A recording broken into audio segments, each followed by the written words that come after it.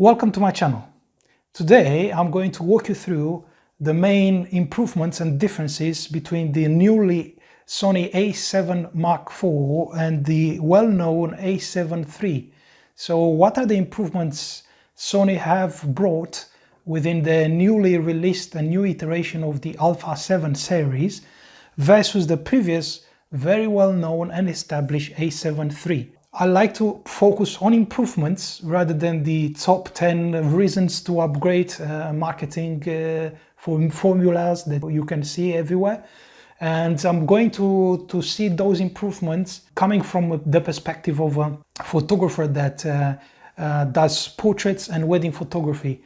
And obviously I'm going to comment a bit on a few other improvements that are not very relevant, but mainly from someone that does stills. And I'm going to also touch a bit on the video improvements as well, because in today's world a camera is expected to do both stills and video very well. So if you are interested, if you are a photographer, if you are a professional photographer, if you are an enthusiast photographer, this video is for you. So this will help you understand the main differences between A7 IV and A7 III and what are the improvements. At the end, you will also understand, is this worth the upgrade? Should I upgrade? So if you're asking these questions, this video is for you. So let's get started. I've already recorded a video with unboxing, so I'm not going to spend time on the positioning of the A7 IV, the positioning of the A7 IV, where it fits in the entire Alpha 7 lineup is already covered into that video. So I'm just going to jump into the main improvements. So we've got improvements that I've listed, and I've listed them in the priority that I considered are most important for me, and what I found as most beneficial and most useful between the A7 IV and A7 III. Number one, the first improvement that I found is ergonomic improvements. Thankfully, the A7 IV inherits a lot of the same ergonomic improvements that have found their way into the A1, S3, R4, and the A9 II. So this includes a slightly larger body and grip. So you can see here the grip is bigger than the A7 III, along with larger buttons like the AF focus and custom buttons as well, and the joystick. So and on top of that also you get the live streaming. Is it a difference? Yes, you can see it's much easier to control it, and I love this. This is something that I was missing when I moved from Canon. So both the 6D, the 6D Mark II, the 5D Mark III, 5D Mark IV from Canon, the ergonomy was better. So this was something that I was missing when I moved to Sony, and now I can confirm after a few days of holding the A7 IV, when I'm going back to A7 III, I can sense the difference. So it's definitely an improvement here. Second improvement is that it comes into the sensor size, which is now 35 megapixels on the A7 IV versus 24 megapixels that used to be in the A7 III. It gives you the possibility to crop if you need more details into your shots for wildlife photography and other cases.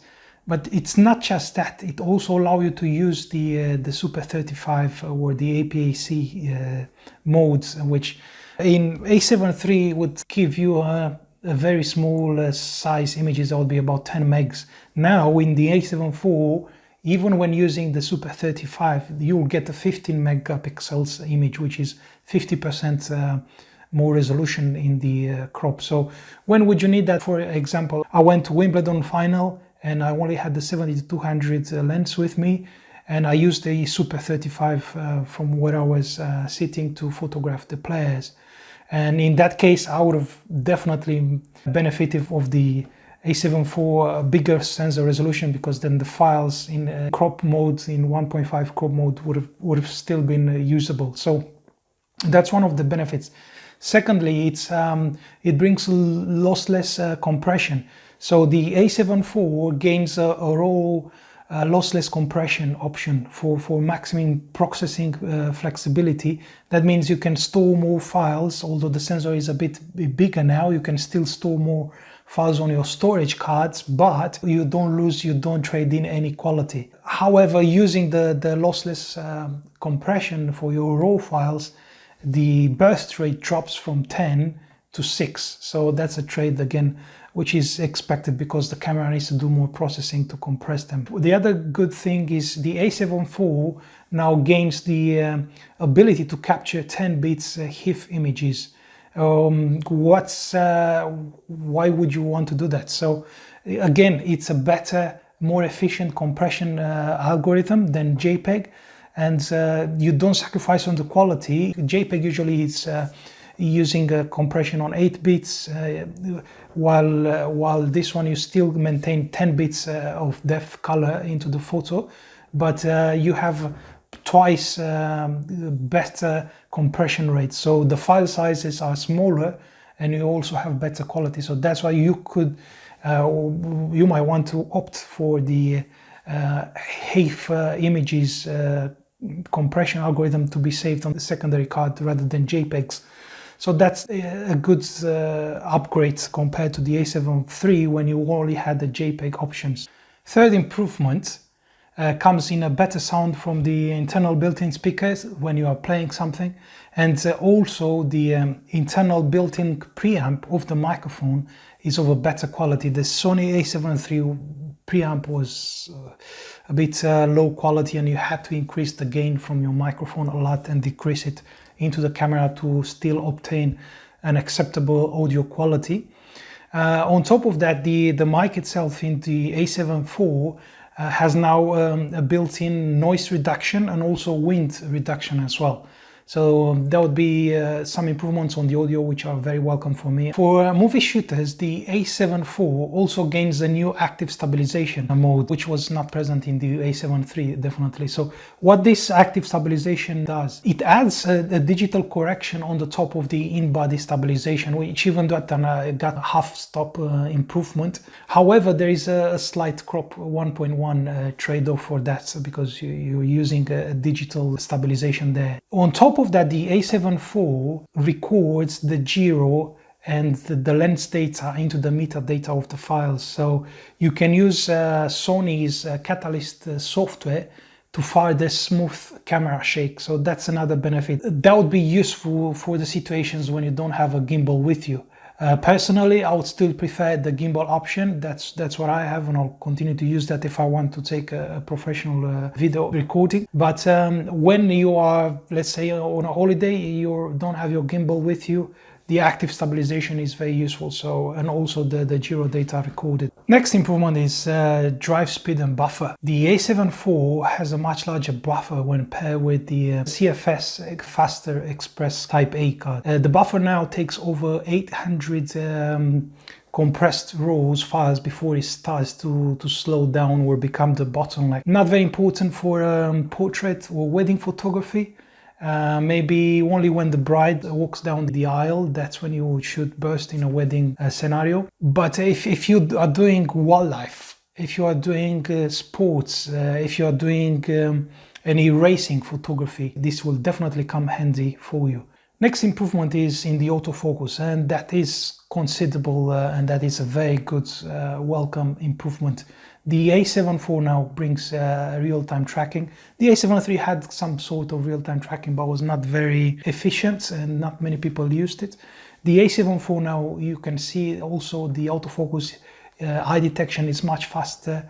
The tracking is real-time, and also it brings a bird's eye and human eye tracking and face tracking during the video, which does help. In particular, the fact that A7 IV supports face detection all the way down to aperture f/22, while the A7 III only supports the face detection up to f/11 only. So after that, the contrast detection kicks in, which is slower. So when would you use this large aperture? So every time you're using a converter, your aperture, you're forced to use f/8, f/11, depending on your converter, when you want to multiply your reach with a telephoto lens, then definitely this is when it comes handy, because you keep your fast autofocus based on phase detection rather than contrast. So this is a very welcome improvement. That's why this is made it on my list. We talked about eye detection and face detection into the video or the movies component of the A7 IV. Which wasn't present in A7 III. But also on top of that, you get the color depth, an improvement in the video color depth. What I mean by that is A7 IV adds 10 bits and 422 for both internal and external capturing, and I can see the difference. Obviously, you need your display wherever you're playing the video. After that, you need your display to also be 10 bits capable, and your video card to be 10 bits capable. So you need everything in the chain to be able to render that difference for you to perceive it. You won't see any difference if you have the usual 8 bits color depth monitors or displays. Another benefit in the video side is the H.265, this codec, which is able to achieve twice the compression efficiency of the H.264 that A7 III uses. This results into a superior image quality of the video, because you can save the 422 as well, the 10 bits, but also space saving into the file sizes, so you win on both heads. While we are on the video component, there is also a soft skin effect that you can turn on that makes your skin look brighter and beautiful while adding emphasis to the eyes and mouth. What's also good about it can also be activated during the live streaming, which is really useful. The A7 IV joins the Sony Alpha more recent cameras by removing the 30 minutes recording limit. Basically now the limit becomes your memory card for the battery life. So though A7 IV uses passive cooling heating sink, since the body is similar to the A7S III, there shouldn't be any issues with overheating anymore, and that's really good. A7 IV is bringing breathing compensation. Yes, it's limited only to Sony lenses, and even the Sony lenses only the GM series, but I'm sure the list will grow over time. The benefit with that is it's able to correct the breathing compensation within the camera itself. And so when there is a dynamic in the distance between the subject and the sensor where the focus takes place, that's when you can see a different view of the entire frame. And sometimes it can be distracting, particularly to some focal length lenses, and also if that variation happens quite quickly and the autofocus needs to change immediately to track the subject. It's very useful. Again, you're losing just a little bit of the frame, so you get that crop again, like the active stabilization. But it's a good feature to get into the A7 IV, which is very welcome for video shooters again. Another improvement for those that shoot video in an uncontrolled environment is the shockless white balance. So what does this do? This allows you to customize the speed with which the white balance changes depending on the light, ambient lights, but the color of the light changes, and that allows the camera to make the change to the new ambient light for the white balance to be readjusted much smoother during the film. Card or storage interface used. Fortunately, the A7 IV now supports UHS 2 on both slots, and also in the slots one, the much faster CFS card type A. Definitely something that enables you to have that buffer cleared quickly, and also to save the much more demanding 4.2.2 or 10 bits videos in 4K and also 4K 60 frames per second. Connectivity wise, the A7 IV adds the 5 GHz wireless standard band as well, versus only 2.4. So again, another improvement on this, which is also needed if you are shooting live or even transferring files. So that's going to help. We'll have to see the benefits. Obviously, being a 5 GHz card, it will drain your battery more because it requires more energy. So it might not last as long as the A7 III would last with the 2.4 band wireless in use. On top of that, the A7 IV gains the multi-interface shoe that enable cabeless communication between your microphone and the camera. So there is no risk to hit your cables or your jack and damage or make sure the contact is not there and you lost the audio. So a lot of benefits on there as well. And also there's no worries about the battery, because the microphone gains its energy from the camera's batteries. They're able now through this interface to power the Sony microphone as well. So no concerns about the microphone batteries as well. Although the A7 IV gains this multi-interface shoe, it loses the NFC chip, which in cases, yes, it was useful when you're connecting from your phone, you're pairing the phone with the camera. However, there are some improvements in the Sony app now that will definitely help making that need of the NFC fading away. So I don't see that as a big loss.